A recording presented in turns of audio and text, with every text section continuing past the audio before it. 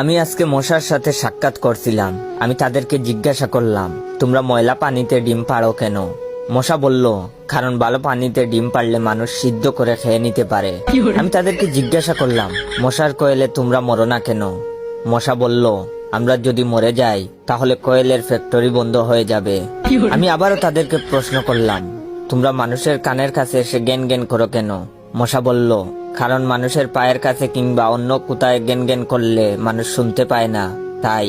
আমি তাদেরকে জিজ্ঞাসা করলাম, আমি শুনেছি পুরুষ মশারা নাকি রক্ত খায় না, তাহলে ওরা কি খায়? মশা বলল, পুরুষ মশারা শুধু বউয়ের বোকা খায়। আমি বললাম, মশারা কামড়ালে মানুষের ডেঙ্গু হয় কেন? মশা বলল, মশারা কি শুধু মানুষের রক্ত নিয়েই যাবে, ওদের কিছু দিবে না। মশারা এত স্বার্থপর নয়, তাই মানুষকে ডেঙ্গু উপহার দিয়ে যায়। মশার সাথে সাক্ষাৎ করার পর আমি মশার উপর রিসার্চ করলাম।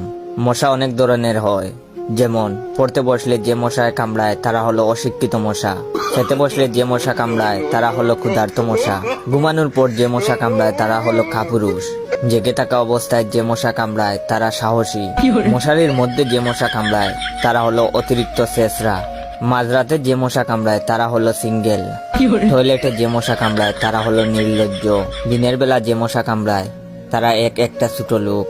আমার এই ভিডিওটা দেখার সময় আপনাদের যেই মশাগুলো কামড়াইতেছে ওইগুলো হলো প্রতিবাদী মশা।